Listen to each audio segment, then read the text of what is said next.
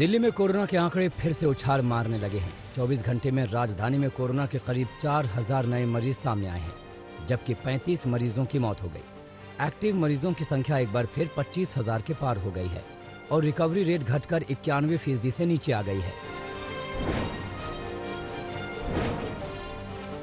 Corona मरीजों के लिए प्लाज्मा थेरेपी को लेकर केंद्र और दिल्ली सरकार के बीच की स्थिति बन गई है। आईसीएमआर देश में प्लाज्मा थेरेपी बंद करने के संकेत दिए हैं। इस पर दिल्ली सरकार का कहना है कि प्लाज्मा थेरेपी कामयाब है और केंद्र को इस पर राजनीति नहीं करनी चाहिए। आईसीएमआर के मुताबिक जिन लोगों को प्लाज्मा दिया गया उनके अंदर पहले ही एंटीबॉडी थी, इसलिए प्लाज्मा थेरेपी से ज्यादा फायदे के सबूत नहीं मिले हैं। दिल्ली एम्स के डायरेक्टर रणदीप गुलेरिया भी आईसीएमआर से सहमत हैं।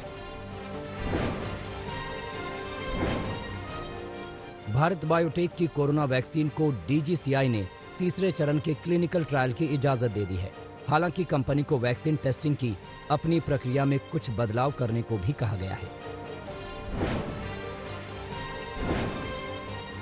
सीरम इंस्टीट्यूट ऑफ इंडिया के सीईओ अदर पूनावाला का कहना है कि कोरोना वैक्सीन बन जाने के बाद दुनिया को कम से कम 20 सालों तक इसकी जरूरत पड़ेगी।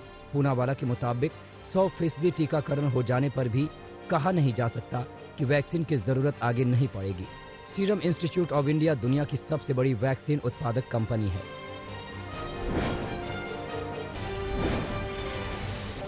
केरल में 24 घंटे में करीब 7,500 कोरोना मरीज सामने आए हैं, जबकि 23 मरीजों की मौत हो गई। वहीं तमिलनाडु में कुल कोरोना मामले 7 लाख के पार हो गए हैं। बीते 24 घंटे में राज्य में 3000 से ज्यादा नए मरीज सामने आए, जबकि 45 मरीजों की मौत हो गई।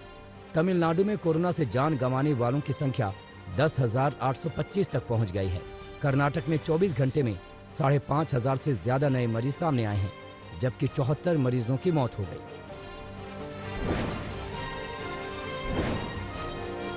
बिहार के deputy CM Sushil Modi corona संक्रमित हो गए हैं। 2 दिन तक हल्का बुखार आने के बाद उनका टेस्ट किया गया था, जिसकी रिपोर्ट पॉजिटिव आई है। सुशील मोदी को पटना एम्स में भर्ती कराया गया है। कुछ दिनों पहले उन्होंने बक्सर की चुनावी रैली में कहा था कि इतनी भीड़ देखकर लगता है कि बिहार से कोरोना भाग गया। सुशील मोदी ने इस दौरान मास्क भी नहीं पहना था।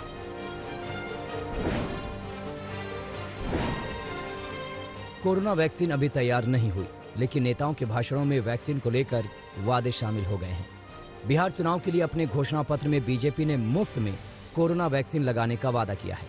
उधर एमपी के सीएम शिवराज सिंह ने भी ग्वालियर की चुनावी रैली में गरीब परिवारों को मुफ्त कोरोना वैक्सीन का वादा कर दिया है। तमिलनाडु के सीएम ई पलनीस्वामी ने भी पूरे राज्य में कोरोना वैक्सीन मुफ्त लगवाने का ऐलान कर दिया है। एलएसी पर चीन के तनाव के मद्देनजर भारत ने बड़ी तैयारियां कर ली हैं। आज तक को मिली जानकारी के मुताबिक भारत ने अमेरिका से ऊंचे और बर्फीले इलाकों में सैनिकों के काम आने वाले उपकरण और साजो सामान खरीदे हैं। इसमें स्लीपिंग बैग और जैकेट शामिल हैं। ये साजो सामान लद्दाख पहुंचा दिया गया है।